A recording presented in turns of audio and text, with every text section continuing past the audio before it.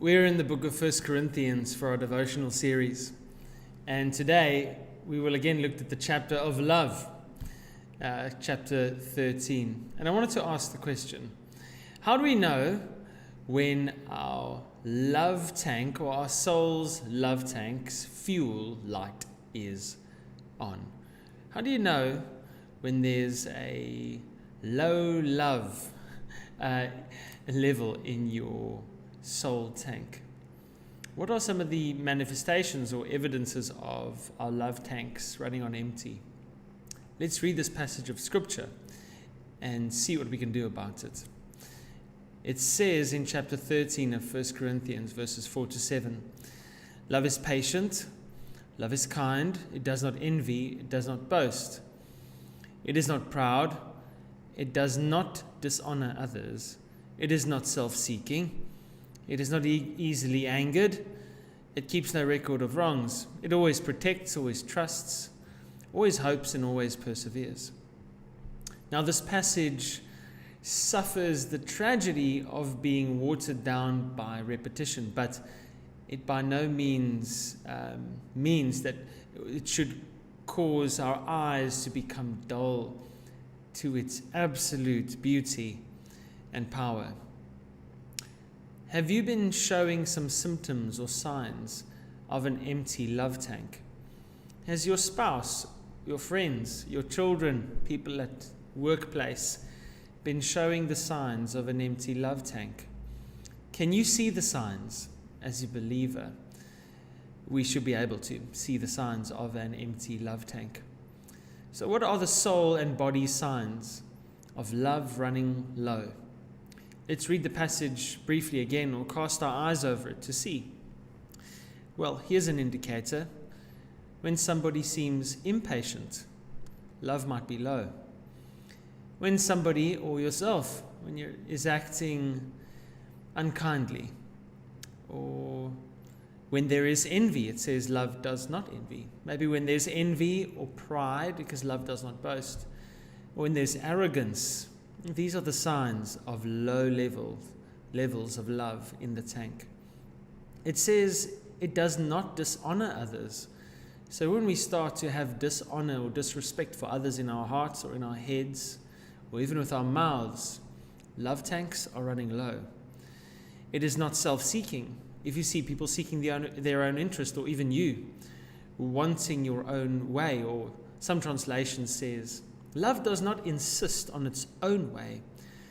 In some ways, love should insist on its own way. It should insist on God's way.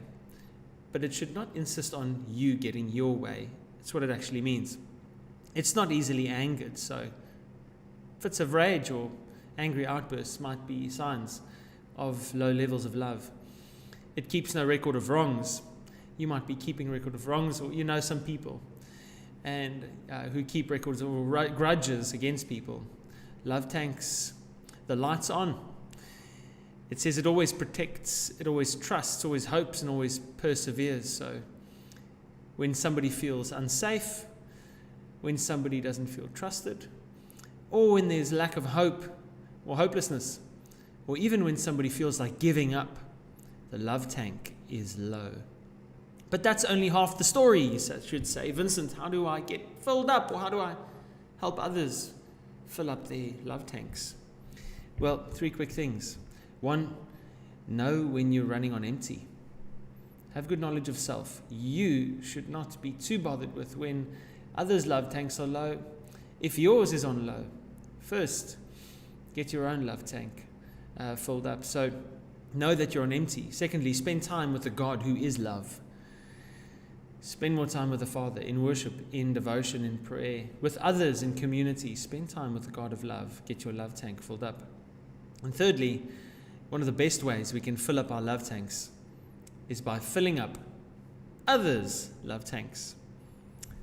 I conveniently found this yogurt cup here in the studio, and I sort of looked at it, and I realized that it seems full. It is full. But it's closed, and it's closed off both for receiving in and for pouring out.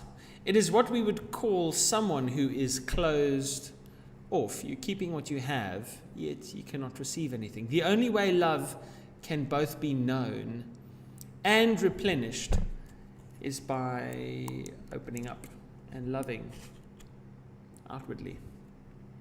Don't wait to be loved. We ought to love. So that is my encouragement for you. Know when you're on empty for yourself. Then spend time with the God who is love. And then fill up others' love tanks. Maybe I'll give an example.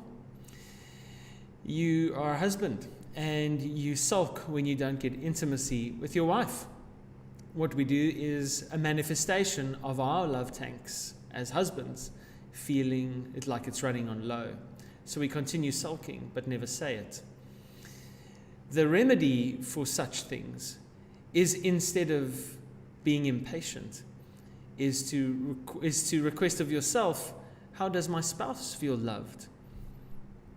And to pour that love out. Maybe it's acts of service or kindness or words of affirmation. And pretty soon yours will be replenished, especially by the Spirit of God. Maybe it's the life of your children. You require much of them and they don't know how to say that they're frustrated about something, but you can see their love tank is running low. So your question should not be to tell them that they're loved, but to consider how to fill up their love tanks. Make them feel like there's a place of safety, a place that protects, where they can then express their frustration. Maybe it's a friend whose love tank is running low and you know that their love tank is filled up by something. Instead of telling them, come on man, you can do better than that, it's to ask yourself, how can I contribute to this person feeling loved, protected, trusted, and how we can hope in them and persevere in loving them. So love is quite demanding, isn't it? But fortunately for us, we will never run dry, because for as much as we pour out, God abundantly pours back in. So if the love tank is running on low, love others openly and abundantly, and you will in turn be refreshed. Thank you for watching. We'll see you on Sunday. Cheerio.